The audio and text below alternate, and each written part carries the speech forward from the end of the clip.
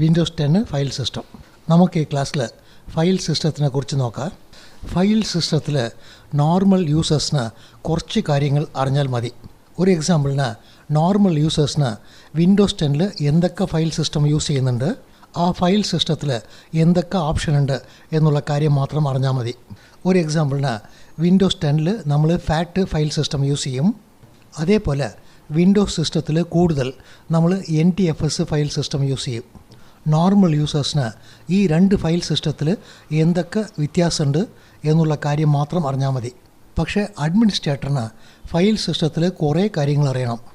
എങ്ങനെയാണ് പാർട്ടീഷനൊക്കെ ക്രിയേറ്റ് ചെയ്യേണ്ടത്, master boot record പറഞ്ഞാൽ എന്താണ്, GPT പറഞ്ഞാൽ എന്താണ്, ഇതുപോലെ കുറേ കാര്യങ്ങൾ അറിയണം. അതേപോലെ നോർമൽ യൂസേഴ്സിന് C ഡ്രൈവിൽ യൂസേഴ്സ് ഫോൾഡറുടെ അകത്ത് എന്തൊക്കെ ഫോൾഡർ ഉണ്ട് എന്നുള്ള കാര്യം മാത്രം അറിഞ്ഞാൽ മതി. ഇത് തന്നെ അഡ്മിനിസ്ട്രേറ്ററിനെ നോക്കിയാൽ വിൻഡോസ് ഡയറക്ടറിൻ്റെ അകത്ത് എന്തൊക്കെ ഫോൾഡറാണുള്ളത്, അതിൻ്റെ അകത്തുള്ള ഓരോ ഫോൾഡറിനും എന്താണ് വർക്ക് എന്നുള്ള കുറേ കാര്യങ്ങൾ അറിയണം. നമുക്ക് ഈ ക്ലാസ്സിൽ യൂസർ ലെവലിൽ ഫയൽ സിസ്റ്റത്തിൽ എന്തൊക്കെ അറിഞ്ഞിരിക്കണം എന്നുള്ള കാര്യം മാത്രം നോക്കാം. നമ്മൾ കമ്പ്യൂട്ടറിൽ ലാഗിനായിട്ട് എക്സ്പ്ലോററിനെ ഓപ്പൺ ചെയ്യുന്നുണ്ട്. ഈ കമ്പ്യൂട്ടറിൽ നമ്മൾ ഒരു പെൻഡ്രൈവിനെ ഇൻസെർട്ട് ചെയ്തിട്ടുണ്ട്. ഡീഫോൾട്ടായിട്ട് വിൻഡോസ് 10 ഓപ്പറേറ്റിംഗ് സിസ്റ്റം NTFS എന്ന് പറഞ്ഞിട്ട് ഒരു ഫയൽ സിസ്റ്റത്തിന് യൂസ് ചെയ്യും. നിങ്ങൾ ഡ്രൈവിന് റൈറ്റ് ക്ലിക്ക് ചെയ്തിട്ട് പ്രോപ്പർട്ടീനെ ഓപ്പൺ ചെയ്താൽ ഇവിടെ ഫയൽ സിസ്റ്റം NTFS എന്നുണ്ടാവും. ഈ NTFS ഫയൽ സിസ്റ്റത്തിൽ നിങ്ങൾക്ക് സെക്യൂരിറ്റിയൊക്കെ കോൺഫിഗർ ചെയ്യാൻ പറ്റും. അതുകൊണ്ട് ഓപ്പറേറ്റിംഗ് സിസ്റ്റം എപ്പോഴും NTFS ഫയൽ സിസ്റ്റമാണ് യൂസ് ചെയ്യുക. നമ്മളുടെ അടുത്ത് D ഡ്രൈവ് എന്ന് പറഞ്ഞിട്ട് ഇനി ഒരു ഡ്രൈവും കൂടിയുണ്ട്. ഇതിൻ്റെ പ്രോപ്പർട്ടിയും ഓപ്പൺ ചെയ്ത് നോക്കാം. ഇവിടെയും നോക്കിയാൽ നമുക്ക് ഫയൽ സിസ്റ്റം NTFS ആണ് യൂസ് ചെയ്യുന്നത്. പക്ഷേ പെൻഡ്രൈവിൻ്റെ പ്രോപ്പർട്ടീനെ ഓപ്പൺ ചെയ്ത് നോക്കിയാൽ ഫയൽ സിസ്റ്റം FAT32 ആണ് പെൻഡ്രൈവ് യൂസ് ചെയ്യുന്നത്. ഈ FAT32നും NTFSനും ബേസിക്കായിട്ട് എന്താണ് വ്യത്യാസം എന്നുള്ള കാര്യം നോക്കാം. ഈ പെൻഡ്രൈവിനെ ഓപ്പൺ ചെയ്യുന്നുണ്ട്. ഇതിൻ്റെ അകത്ത് നമ്മൾ ഒരു ഫയലിനെ ക്രിയേറ്റ് ചെയ്യുന്നുണ്ട്. ഒരു എക്സാമ്പിളിന് ടെസ്റ്റ് എന്ന് പറഞ്ഞിട്ട് ഒരു ഫയലിനെ ക്രിയേറ്റ് ചെയ്യുന്നുണ്ട്. ഈ ഫയലിനെ റൈറ്റ് ക്ലിക്ക് ചെയ്തിട്ട് ഇതിൻ്റെ പ്രോപ്പർട്ടീനെ ഓപ്പൺ ചെയ്ത് നോക്കുന്നുണ്ട്. ഇവിടെ നോക്കിയാൽ നമുക്ക് ജനറൽ, ഡീറ്റെയിൽ എന്ന് പറഞ്ഞിട്ട് രണ്ട് ടാബ് മാത്രമേ ഉള്ളൂ. ഇത് തന്നെ നമ്മൾ കമ്പ്യൂട്ടറിലുള്ള D ഡ്രൈവിനെ ഓപ്പൺ ചെയ്യുന്നുണ്ട്. D ഡ്രൈവിൽ ഒരു ഫയല് അല്ലെങ്കിൽ ഫോൾഡറുടെ പ്രോപ്പർട്ടീനെ ഓപ്പൺ ചെയ്ത് നോക്കിയാൽ ഇവിടെ നിങ്ങൾക്ക് സെക്യൂരിറ്റി എന്ന് പറഞ്ഞിട്ട് ഒരു ടാബ് ഉണ്ടാവും. സെക്യൂരിറ്റീനെ ക്ലിക്ക് ചെയ്താൽ ഈ ഫയലിന് ആർക്കൊക്കെ ഓപ്പൺ ചെയ്യാൻ പറ്റും എന്നുള്ള ഇൻഫർമേഷൻ ഇവിടെ ഉണ്ടാവും. ഇവിടെ നമുക്ക് ഏതൊക്കെ യൂസർ ഈ ഫയലിനെ ഓപ്പൺ ചെയ്യാൻ പറ്റും, ഏതൊക്കെ യൂസർ ഈ ഫയലിനെ ഓപ്പൺ ചെയ്യാൻ പാടില്ല എന്നുള്ള സെക്യൂരിറ്റീനെ നമുക്ക് തന്നെ കോൺഫിഗർ ചെയ്യാൻ പറ്റും. പക്ഷേ നിങ്ങൾക്ക് പെൻഡ്രൈവിൽ ഫാറ്റിൻ്റെ അകത്ത് നോക്കിയാൽ ഇതുപോലെ സെക്യൂരിറ്റി എന്ന് പറഞ്ഞിട്ട് ടാബ് ഒന്നുമില്ല. അതുകൊണ്ട് പെൻഡ്രൈവിൽ നിങ്ങൾക്ക് സെക്യൂരിറ്റീനെ കോൺഫിഗർ ചെയ്യാൻ പറ്റില്ല. പെൻഡ്രൈവിൽ ഒരു ഫയലിനെ നിങ്ങൾ സ്റ്റോർ ചെയ്ത് കഴിഞ്ഞാൽ പെൻഡ്രൈവിലുള്ള ഈ ഫയലിന് കമ്പ്യൂട്ടറിൽ ലാഗിൻ ആവുന്ന ഏത് യൂസർക്ക് വേണമെങ്കിലും ആക്സസ് ചെയ്യാൻ പറ്റും, ഓപ്പൺ ചെയ്യാൻ പറ്റും, ഡിലീറ്റ് ചെയ്യാൻ പറ്റും. ഹാർഡ് ഡിസ്കിൽ നമ്മൾ NTFS ആണ് കോൺഫിഗർ ചെയ്തിട്ടുള്ളത്. അതുകൊണ്ട് ഈ ഫയലിന് ആരൊക്കെ ഓപ്പൺ ചെയ്യുക, ആരൊക്കെ റീഡ് ചെയ്യുക, ആരൊക്കെ ഇതിനെ ഡിലീറ്റ് ചെയ്യുക എന്നുള്ള എല്ലാ സെറ്റിങ്ങും നമുക്ക് ചെയ്യാൻ പറ്റും. സിമ്പിളായിട്ട് ഒരു ഹാർഡ് ഡിസ്ക് അല്ലെങ്കിൽ പെൻഡ്രൈവിന് നിങ്ങൾ ഫാറ്റിൽ കോൺഫിഗർ ചെയ്തിട്ടുണ്ടെങ്കിൽ അതിൽ സെക്യൂരിറ്റീനെ സെറ്റ് ചെയ്യാൻ പറ്റില്ല. ജനറലായിട്ട് ഓപ്പറേറ്റിംഗ് സിസ്റ്റം NTFS ഫയൽ സിസ്റ്റമാണ് യൂസ് ചെയ്യുക. അതുമാത്രമല്ല ഇവിടെ നമ്മളടുത്ത് ഒരു മൂവിയുണ്ട്. ഈ മൂവീൻ്റെ സൈസ് എന്താണ് എന്നുള്ള കാര്യം നമ്മൾ നോക്കിയാൽ ഒരു 4 GB കൂടുതൽ വരുന്നുണ്ട്. ഇപ്പോൾ നമ്മൾ ഈ മൂവീനെ അങ്ങനെ ക്ലിക്ക് ചെയ്തിട്ട് ഡ്രാഗ് ചെയ്തിട്ട് പെൻഡ്രൈവിലേക്ക് കോപ്പി ചെയ്യുന്നുണ്ട്. അങ്ങനെ കോപ്പി ചെയ്താൽ നമുക്ക് ഒരു എറർ മെസ്സേജാണ് കാണിക്കുന്നത്. The file is too large എന്ന് കാണിക്കുന്നുണ്ട്. എന്ന് വെച്ചാൽ പെൻഡ്രൈവിലേക്ക് ഈ മൂവീനെ കോപ്പി ചെയ്യാൻ പറ്റില്ല എന്ന് പറയുന്നുണ്ട്. ഈ മൂവീൻ്റെ സൈസ് നമുക്ക് 4.47 വരുന്നുണ്ട്. ഈ പെൻഡ്രൈവിൽ എന്തുമാത്രം ഫ്രീ സ്പേസ് ഉണ്ട് എന്നുള്ള കാര്യം നോക്കാം. ഇവിടെ റൈറ്റ് ക്ലിക്ക് ചെയ്തിട്ട് പ്രോപ്പർട്ടീനെ ഓപ്പൺ ചെയ്ത് നോക്കിയാൽ നമുക്ക് 7 GB കൂടുതൽ ഫ്രീ സ്പേസ് ഉണ്ട്. 7 GB നമുക്ക് ഫ്രീ സ്പേസ് ഉണ്ടെങ്കിൽ പോലും ഈ 4 GB കൂടുതൽ സൈസ് വരുന്ന ഈ മൂവീനെ നമുക്ക് പെൻഡ്രൈവിലേക്ക് കോപ്പി ചെയ്യാൻ പറ്റില്ല. കാരണം എന്തെന്നാൽ FAT32ൽ ഒരു ഫയലിൻ്റെ മാക്സിമം സൈസ് 4 GB കൂടുതൽ വരാൻ പാടില്ല.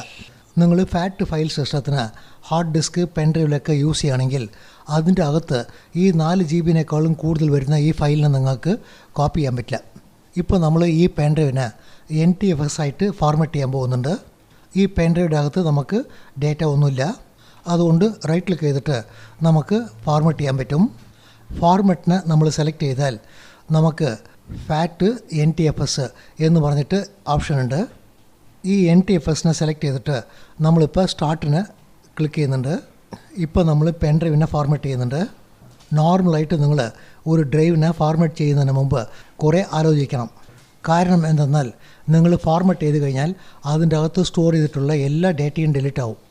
ഇപ്പോൾ നമ്മൾ പെൻ ഡ്രൈവിൽ എന്തുമാത്രം സ്പേസ് ഉണ്ട് എന്നുള്ള കാര്യം നോക്കിയാൽ ഒരു 7 GB ഫ്രീ സ്പേസ് ഉണ്ട്.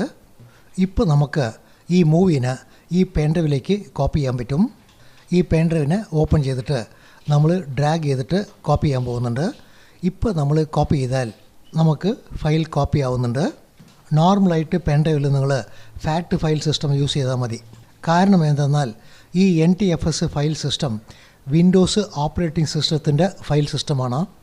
ഈ ഫാറ്റ് ഫയൽ സിസ്റ്റം ഒരു യൂണിവേഴ്സൽ ഫയൽ സിസ്റ്റമാണ്. യൂണിവേഴ്സൽ ഫയൽ സിസ്റ്റം എന്ന് പറഞ്ഞാൽ എല്ലാ ഓപ്പറേറ്റിംഗ് സിസ്റ്റവും നിങ്ങൾക്ക് ഫാറ്റിനെ സപ്പോർട്ട് ചെയ്യും. പക്ഷേ എല്ലാ ഓപ്പറേറ്റിംഗ് സിസ്റ്റവും നിങ്ങൾക്ക് NTFSനെ ഡീഫോൾട്ടായിട്ട് സപ്പോർട്ട് ചെയ്യില്ല.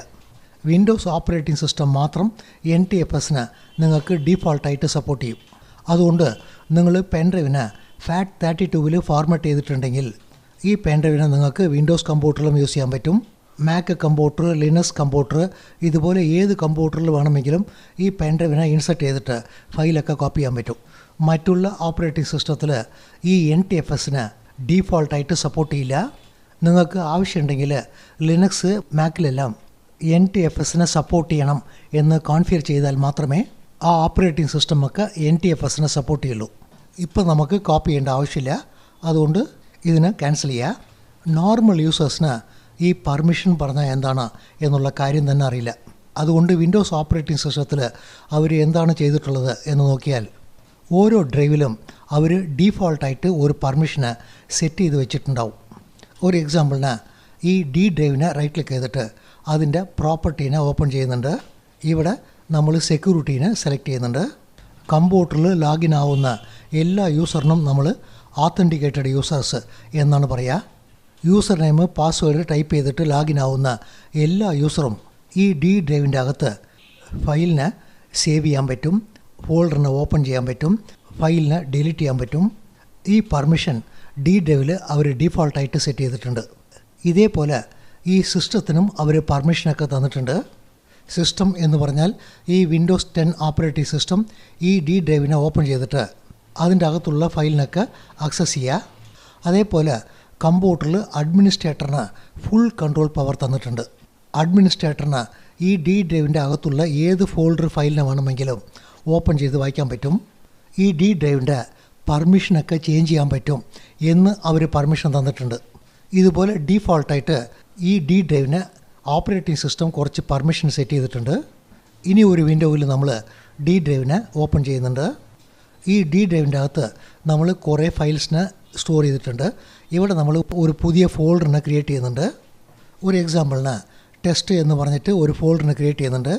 ഇതിൻ്റെ പ്രോപ്പർട്ടീനെ ഓപ്പൺ ചെയ്തിട്ട് സെക്യൂരിറ്റീനെ സെലക്ട് ചെയ്ത് നോക്കിയാൽ D ഡ്രൈവിൽ അവർ എങ്ങനെ പെർമിഷൻ തന്നിട്ടുണ്ടോ അതേപോലെ പെർമിഷൻ ഓട്ടോമാറ്റിക്കായിട്ട് ഈ ഫോൾഡറിന് സെറ്റായിട്ടുണ്ട്. ഓത്തൻറ്റിക്കേറ്റഡ് യൂസേഴ്സിന് D ഡ്രൈവിലുള്ള അതേ പെർമിഷൻ തന്നെയാണ് ഇവിടെ സെറ്റായിട്ടുള്ളത്. അതേപോലെ നമ്മൾ സിസ്റ്റത്തിന് ഓപ്പൺ ചെയ്ത് നോക്കിയാലും D ഡ്രൈവിലുള്ള അതേ പെർമിഷൻ തന്നെയാണ് ഇവിടെ സെറ്റായിട്ടുള്ളത്. അഡ്മിനിസ്ട്രേറ്ററിനെ നോക്കിയാലും D ഡ്രൈവിൻ്റെ പെർമിഷൻ തന്നെ സെറ്റായിട്ടുണ്ട്. നോർമൽ യൂസേഴ്സിന് ഈ പെർമിഷൻ പറഞ്ഞാൽ എന്താണ് എന്നുള്ള കാര്യം അറിയേണ്ട ആവശ്യമില്ല. ഓപ്പറേറ്റിംഗ് സിസ്റ്റം ഡീഫോൾട്ടായിട്ട് ഈ D ഡ്രൈവിന് ഒരു പെർമിഷൻ തന്നിട്ടുണ്ട്. ഈ D ഡ്രൈവിൽ അവർ ഡീഫോൾട്ടായിട്ട് സെറ്റ് ചെയ്തിട്ടുള്ള ഈ പെർമിഷൻ ഈ ഡ്രൈവിൻ്റെ അകത്ത് നിങ്ങൾ ഫോൾഡർ, ഫയൽ എന്ത് ക്രിയേറ്റ് ചെയ്താലും ഡീഫോൾട്ടായിട്ടുള്ള D ഡ്രൈവിൻ്റെ പെർമിഷൻ ആ ഫയൽ, ഫോൾഡറിലൊക്കെ ഓട്ടോമാറ്റിക്കായിട്ട് സെറ്റാവും. ഇതുപോലെ സെറ്റാവുന്നതിന് നമ്മൾ ഇൻഹെറിറ്റൻസ് എന്ന് പറയും. ഈ ഫോൾഡറിന് പാരൻറ്റ് ആരാണ് എന്ന് നോക്കിയാൽ D ഡ്രൈവാണ് പാരൻറ്റ്. പാരൻറ്റിൻ്റെ പെർമിഷൻ ഇതിൻ്റെ അകത്ത് ക്രിയേറ്റ് ചെയ്യുന്ന ഫയൽ, ഫോൾഡറിലൊക്കെ ഓട്ടോമാറ്റിക്കായിട്ട് സെറ്റായിക്കൊണ്ടേയിരിക്കും. ഈ ഇൻഹെറിറ്റൻസ് ഉള്ളതുകൊണ്ട് ഒരു യൂസർ ഒരു ഫോൾഡർ, ഫയലൊക്കെ ക്രിയേറ്റ് ചെയ്താൽ ആ ഫോൾഡർ ഫയലിനൊക്കെ എങ്ങനെയാണ് പെർമിഷൻ സെറ്റ് ആവുന്നത് എന്നുള്ള കാര്യം അറിയേണ്ട ആവശ്യമില്ല. ഡീഫോൾട്ടായിട്ട് ഡി ഡ്രൈവിൽ എന്ത് പെർമിഷൻ ഉണ്ടോ ആ പെർമിഷൻ ഇതിൻ്റെ അകത്ത് ക്രിയേറ്റ് ചെയ്യുന്ന ഫോൾഡർ ഫയലിനൊക്കെ ഓട്ടോമാറ്റിക്കായിട്ട് സെറ്റ് ആയിക്കോളും. ഈ NTFSലുള്ള ഒരു വലിയ അഡ്വാൻറ്റേജ് എന്തെന്നാൽ നിങ്ങൾക്ക് ഓണായിട്ട് ഫോൾഡർ ഫയലിനൊക്കെ പെർമിഷൻ സെറ്റ് ചെയ്യാൻ പറ്റും. ഒരു എക്സാമ്പിളിന് ഇതിന് റൈറ്റ് ക്ലിക്ക് ചെയ്തിട്ട് പ്രോപ്പർട്ടീനെ സെലക്ട് ചെയ്യുന്നുണ്ട്. ഇവിടെ സെക്യൂരിറ്റിയിൽ എഡിറ്റിന് ക്ലിക്ക് ചെയ്യുന്നുണ്ട്. ഇവിടെ നോക്കിയാൽ നിങ്ങൾക്ക് ലൈറ്റ് ആയിട്ടുണ്ട്. ഡി ഡ്രൈവിൽ നോക്കിയാൽ നിങ്ങൾക്ക് ഡാർക്ക് ആയിട്ടുണ്ട്. ഇവിടെ കാണിക്കുന്ന പെർമിഷന് ഡി ഡ്രൈവിലുള്ള ഒറിജിനൽ പെർമിഷൻ. ഈ ഡി ഡ്രൈവിൽ ഈ പെർമിഷനൊക്കെ നമ്മൾ ക്രിയേറ്റ് ചെയ്ത ഈ ഫോൾഡറിന് ഇൻഹെറിറ്റൻസ് ആയിട്ടുണ്ട്. എന്ന് വെച്ചാൽ ഡി ഡ്രൈവിൽ നിന്ന് പെർമിഷനൊക്കെ അകത്തുള്ള ഫോൾഡർ ഫയൽസിനൊക്കെ വന്നിട്ടുണ്ട്. അതുകൊണ്ട് നിങ്ങൾക്ക് ഇതുപോലെ ലൈറ്റായിട്ട് കാണിക്കുന്നുണ്ട്. ഇതുപോലെ ലൈറ്റായിട്ട് കാണിച്ചാൽ അതിന് നിങ്ങൾക്ക് ആൾട്ടർ ചെയ്യാൻ പറ്റില്ല.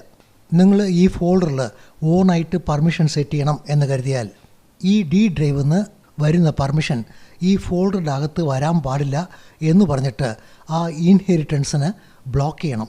എന്ന് വെച്ചാൽ ഇൻഹെറിറ്റൻസിനെ നിങ്ങൾ കട്ട് ചെയ്യണം. ഇതുപോലെ നമ്മൾ കട്ട് ചെയ്ത് കഴിഞ്ഞാൽ ഡി ഡ്രൈവിലുള്ള പെർമിഷൻ ഈ ഫോൾഡറിന് വരില്ല. ഇത് കഴിഞ്ഞ പിന്നെ നിങ്ങൾക്ക് ഈ ഫോൾഡറിന് നിങ്ങൾ ഓണായിട്ട് പെർമിഷൻ സെറ്റ് ചെയ്യാൻ പറ്റും. ഈ ഫോൾഡറിന് ആർക്കൊക്കെ ഓപ്പൺ ചെയ്യാൻ പറ്റും, ആർക്കൊക്കെ ഓപ്പൺ ചെയ്യാൻ പാടില്ല എന്നുള്ള പെർമിഷനൊക്കെ നിങ്ങൾ ഓണായിട്ട് സെറ്റ് ചെയ്യാൻ പറ്റും. ഒരു എക്സാമ്പിളിന് നിങ്ങൾ ഈ ഇൻഹെറിറ്റൻസിനെ കട്ട് ചെയ്തിട്ട് ഈ ടെസ്റ്റ് എന്നുള്ള ഫോൾഡറിന് ബിറ്റ്നെറ്റ്സ് എന്നുള്ള യൂസർ മാത്രമേ ഓപ്പൺ ചെയ്യാൻ പാടുള്ളൂ എന്ന് പെർമിഷൻ തരുന്നുണ്ട്. ഇത് കഴിഞ്ഞ പിന്നെ ഈ ടെസ്റ്റ് ഫോൾഡറുടെ അകത്ത് നിങ്ങൾ എന്ത് ഫയൽ ഫോൾഡർ ക്രിയേറ്റ് ചെയ്താലും ടെസ്റ്റ് ഫോൾഡറിന് നിങ്ങൾ എന്ത് പെർമിഷൻ തന്നിട്ടുണ്ടോ ആ പെർമിഷൻ മാത്രമേ നിങ്ങൾക്ക് ഈ ടെസ്റ്റ് ഫോൾഡറുടെ അകത്ത് ക്രിയേറ്റ് ചെയ്യുന്ന എല്ലാ ഫോൾഡറിനും ഫയലിനും അപ്ലൈ ആവുള്ളൂ. നമുക്ക് നെക്സ്റ്റ് ക്ലാസ്സിൽ ഈ ഇൻഹെറിറ്റൻസിനെ എങ്ങനെയാണ് കട്ട് ചെയ്യുക, ഫോൾഡർ ഫയൽസിനൊക്കെ എങ്ങനെയാണ് പെർമിഷൻ തരിക എന്നുള്ള കാര്യം നോക്കാം. Thank you.